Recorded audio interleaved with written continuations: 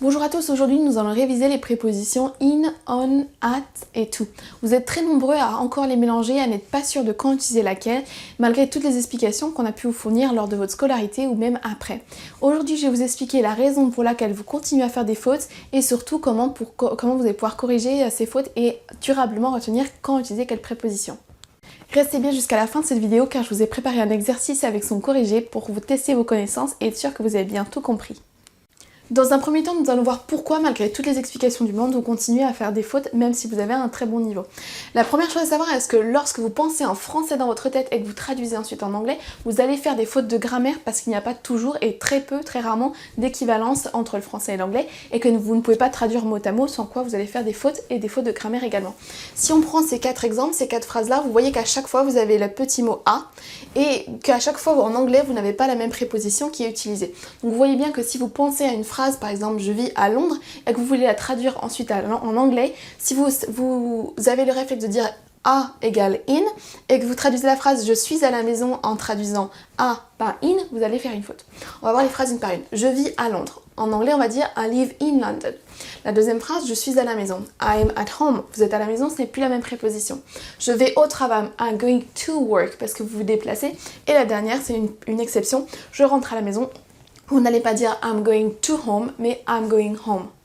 Je vais maintenant vous expliquer quand utiliser quelle préposition, mais à la fin de cette vidéo, je vais également vous expliquer l'astuce pour retenir durablement cette traite de grammaire et qu'elle devienne automatique, que vous n'ayez plus à penser à chaque fois quelle est la bonne préposition à utiliser. Ce qu'il faut savoir, c'est que ces quatre prépositions peuvent être utilisées pour parler d'un lieu, mais également pour parler de temps. Je vais vous expliquer qu'est-ce que ça veut dire. Lorsque vous dites I am at home, vous dites à la personne où est-ce que vous vous situez, où est-ce que vous vous trouvez. Quand vous dites he lives in USA, vous dites où est-ce qu'il vit, vous dites où le lieu où ça se passe. Ces prépositions sont également utilisées pour parler de temps, de durée. Par exemple ici, let's meet at 10, retrouvons-nous à 10h. Voilà, I was born in April. Vous voyez que at est utilisé dans les deux cas de figure et que in également. Nous allons commencer par parler de la localisation, où se situe quelque chose et quelle préposition on utilise dans quel cas de figure. Vous voyez ici que suivant quelle préposition on utilise, on sera plus ou moins précis dans la localisation. Donc in est large et général, on un peu plus précis et at est très précis. Pour utiliser la préposition in, on l'utilise devant une ville, un pays ou un continent, une région, quelque chose de vaste et de relativement grand.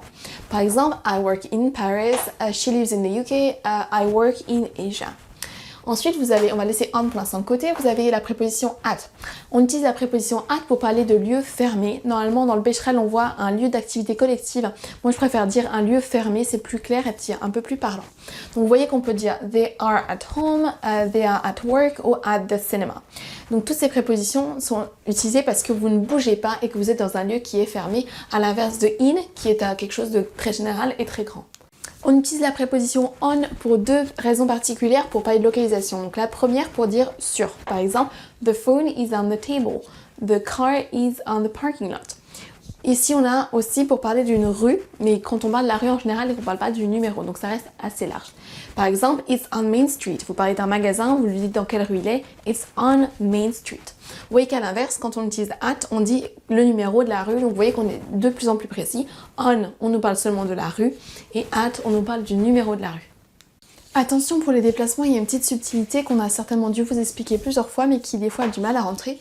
Lorsque vous vous déplacez, il faut utiliser la préposition to. Vous voyez ici, quand on ne se déplace pas, quand on est au travail, I am at work. C'est un lieu fermé, donc on va utiliser la préposition at. Si vous habitez à New York, I live in New York, parce que c'est une ville, c'est quelque chose de grand, de général, de relativement large, donc utilisez la préposition in. Si on garde la même chose, donc work, mais qu'on se déplace, qu'on y va, on ne doit pas dire I'm going at work, mais I'm going to work. C'est pareil pour une ville, lorsqu'on se déplace quelque part, qu'on va jusqu'à une ville, on ne dira pas I travel in San Francisco, mais I'm traveling to San Francisco. Cette préposition to est une des raisons pour laquelle vous continuez à faire des fautes malgré des bonnes explications. Tout simplement parce qu'en français, je suis au travail ou je vais au travail, vous avez la même préposition dans les deux cas. Ici pareil, je vis à New York et je voyage à San Francisco, vous avez deux fois la même préposition. Si vous pensez en français que vous traduisez ensuite, à chaque fois, vous allez bloquer sur la préposition, vous allez vous demander comment on traduit A, comment on traduit O.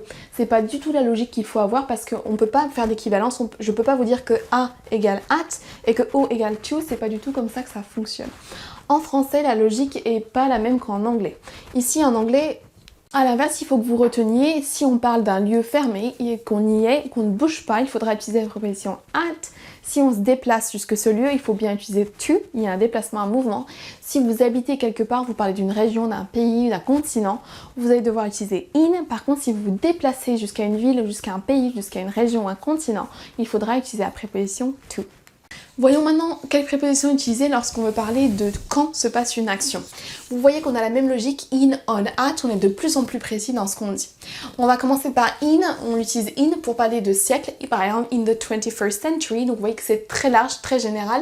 On va parler des années avec in et des mois. Donc par exemple in 2020 pour l'année et in May pour le mois. Donc c'est très général. Quand on passe à on est un petit peu plus précis dans ce qu'on veut dire. On parle de jour de la semaine par exemple, on Monday, on Wednesday, le mercredi, le lundi. On parle également de date, on the 1st of June, donc vous voyez que c'est encore plus précis que tout à l'heure. On parle de siècle, d'année, de mois, c'est général, c'est large. Et on va utiliser la préposition on aux États-Unis pour dire le week-end, on the weekend. C'est ce que vous utiliserez on pour parler par exemple de votre date d'anniversaire si vous donnez la date précise. Vous voyez que at, on est encore plus précis, on va utiliser at pour parler de l'heure. Donc par exemple, à 1 o'clock, à 8h. En Angleterre, on va utiliser plutôt la préposition at pour parler du week-end. At the weekend, à l'inverse aux États-Unis, on dira on the weekend. Attention car ici encore il est difficile de trouver une équivalence entre l'anglais et le français et traduire mot à mot vous fera faire des fautes de grammaire. Si on regarde le premier exemple, je n'ai pas cours lundi, vous voyez qu'ici en français nous n'avons pas de préposition alors qu'on en a une en anglais. I don't have class on Monday. Vous allez avoir tendance à dire I don't have class Monday si vous les copiez tel quel sur le français. Idem ici, je suis née le 5 avril, vous n'avez pas de préposition en français alors que vous en avez une en anglais. I was born on the 5th of April. Pour parler d'une date précise, il faudra bien utiliser la préposition on. Dernier exemple, je me marie en juin. I'm getting married in June. Donc quand on parle d'un mois, il faut bien utiliser la préposition in, mais n'en déduisez pas pour autant que on égale in. Si on regarde l'exemple ici, je suis en retard, on ne dira pas I'm in late, mais I'm late. C'est une expression figée où vous n'avez pas besoin de préposition à cet endroit-là. Nous allons maintenant voir deux techniques pour retenir durablement ces règles de grammaire et ne plus faire de fautes. Donc vous avez compris que le plus gros piège est de penser en français et d'essayer de traduire mot à mot en anglais. Donc on a deux astuces pour pallier à ce problème. La première est de créer des réflexes. Plutôt que de dire on se retrouve à 8h et de se dire quelle préposition je dois utiliser pour remplacer le mot à, ou alors je suis née en juin, comment on va traduire en, c'est pas la logique qu'il faut adopter, essayez d'adopter plutôt cette logique là. Quand vous parlez de l'heure, vous devez dire at. Quand vous parlez d'un mois, d'une année, vous devez dire in.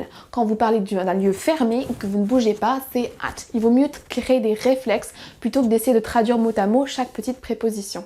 Si à l'heure actuelle vous êtes en train de penser en français et que vous traduisez ensuite en anglais et qu'à chaque préposition vous bloquez parce que vous n'êtes plus sûr de laquelle utiliser, vous pouvez très bien utiliser cette technique qui est relativement scolaire mais qui fonctionne très bien. Pour la deuxième technique, je vous propose de fonctionner comme le font les enfants lorsqu'ils apprennent la grammaire de leur langue maternelle. Vous n'allez jamais entendre un enfant, un francophone qui va dire « Attends, je vais dire que hier j'avais faim donc il faut que j'utilise l'imparfait parce que c'était une action longue dans le passé qui ne s'est produite qu'une seule fois. » L'enfant va s'approprier la grammaire petit à petit en écoutant ses parents. Il va faire des fautes et on va le corriger. Il va pas se dire « Je suis né en juin, j'utilise la préposition en parce qu'on parle d'un mois. » Non, il va petit à petit intégrer toutes ces règles de grammaire en faisant des fautes et des erreurs et surtout en copiant, en disant en juin, en etc. En écoutant ses parents, il va répéter et faire la même chose. Pour cette deuxième approche, vous allez devoir apprendre des expressions par cœur comme le ferait un enfant lorsqu'il écoute ses parents parler. Donc vous allez apprendre des expressions comme par exemple I am at home. Vous allez pouvoir la modifier un petit peu la phrase pour vous l'approprier vraiment. Par exemple, are you at home? My parents are at home this weekend. She's at home. She's working at home. L'expression suivante est très révélatrice du fait que le penser en français et traduire ensuite en anglais vous fait faire des fautes de grammaire. Beaucoup de mes élèves ont du mal à traduire je rentre chez moi ou je dois aller chez moi. Ce chez moi pose beaucoup de problèmes parce qu'il est difficile à traduire. Si vous retenez I'm going back home ou I am at home, je suis chez moi, la première façon pour dire chez moi, c'est quand vous y êtes at home, I am at home. On ne dira jamais I am in my house, que j'entends de temps en temps, qui est complètement faux. On peut le comprendre, mais c'est un peu étrange et on ne dira pas ça de cette façon. C'est comme si vous disiez je suis dans ma maison, c'est vraiment très étrange. Pour dire je rentre chez moi, on n'a plus la même chose, on ne dira pas I'm going back at home, ni I'm going back to home, parce qu'on a un déplacement. Ici, c'est une exception, on va dire I'm going back home, sans préposition. Regardons maintenant la dernière phrase, I live in France, ou in France. C'est une phrase que vous avez dû dire des centaines de milliers de fois et j'espère que maintenant elle s'est rentrée. Donc il faut que vous ayez le réflexe en France, je vis en France, plutôt que de penser je vis en France et de bloquer ce en, comment on va dire en, vous voyez que c'est pas la logique qu'il faut avoir. Il faut que vous reteniez la phrase telle quelle. I live in France. Where do you live? I live in the USA. Il faut que vous reteniez que in va avec un pays lorsqu'on y est, alors que quand on se déplace, I'm going to France, I'm going to the USA. Je vous ai préparé 3 phrases où il faut remplir les prépositions à utiliser pour la localisation. Je vous propose de mettre pause et je vais corriger ça juste après. Pour la première phrase, vous voyez qu'on a un pays ici et un pays également là. Mais attention, on ne va pas utiliser la même préposition. Dans la première partie de la phrase, vous allez devoir utiliser in parce que le verbe est un verbe statique. She lives, my sister lives in Germany. Elle y est, elle y vit, elle ne bouge pas, donc ce sera avec in. Dans la deuxième partie de la phrase, on va devoir utiliser to parce qu'il y a un mouvement, même si on parle d'un pays. But she's going to move to the UK. Donc là, vous voyez qu'on a move, c'est un verbe de mouvement, ça veut dire déménager, alors qu'ici, on a vivre, on ne se déplace pas, on ne bouge pas, donc on n'a pas exactement la même préposition. Dans la deuxième phrase, nous avons également 2 prépositions différentes. Quand vous êtes à la maison, on va devoir dire at home, parce qu'on ne bouge pas. Ici, pareil, I am at home. Vous y êtes, vous ne bougez pas. Vous avez ici un lieu fermé, la maison, donc on va utiliser la préposition at. Dans la deuxième partie de la phrase, but I soon head to the supermarket. Vous allez devoir utiliser la préposition to, même si ici on a également un lieu fermé. Ici, vous avez un verbe de mouvement. To head to, ce sera se déplacer, aller jusque quelque part.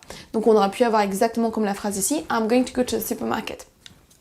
Dans la troisième phrase, on a également 2 lieux fermés, the airport, l'aéroport, et work, au travail.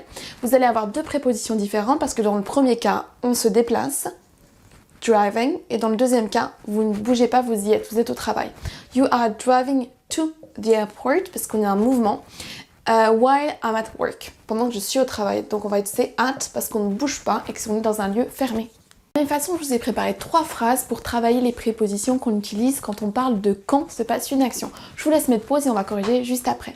Dans la première phrase, vous voyez qu'on parle d'un horaire ici à 15h. The meeting is at 3 p.m. Pour parler d'un horaire, on va utiliser at. Attention, lorsque vous demandez l'heure à quelqu'un, vous dites quelle heure il est, vous n'aurez pas besoin de dire it is at 3 p.m. Vous devez dire it is 3 p.m. pour dire qu'il est 3h, 15h l'après-midi. Ici, vous avez une date précise, on va utiliser la préposition on. The meeting is at 3 p.m. on the 1st of May. La réunion est à 15h le 1er mai. Dans la deuxième phrase ici, on nous parle d'un mois de l'année, donc vous allez devoir utiliser la préposition in. I was born in June. Et là, on a une date, c'est également la préposition in pour une date aussi. I was born in June in 1989. Pour la troisième phrase, vous voyez qu'on retrouve la préposition at, parce qu'on a la maison, on est à la maison, c'est un lieu fermé, et qu'on ne bouge pas. Donc là, on nous dit qu'on aime se reposer, se décontracter à la maison, mais on ne bouge pas. I like to chill at home. Et là, vous avez 2 possibilités pour parler du week-end, at the weekends ou on the weekends. Suivant si vous voulez utiliser l'accent britannique, l'anglais britannique ou l'anglais américain. Et si on parle d'un jour en particulier, on va utiliser la préposition on. I like to chill at home on Sundays. J'aime me détendre à la maison les dimanches, ou alors I like to chill at home at the weekends ou on the weekends. Si vous voulez aller encore plus loin avec les prépositions, je vous ai préparé un exercice avec le corrigé que vous retrouverez sur mon site. Je vous mets le lien dans la description juste en dessous. J'espère que cette leçon vous a été utile et qu'elle va vous aider à maîtriser les prépositions, à ne plus faire d'erreurs de grammaire. Si vous avez des techniques qui vous sont propres pour retenir la grammaire et plus particulièrement les prépositions, vous pouvez m'en faire part dans les commentaires. Je serai ravie que vous partagiez ça avec nous.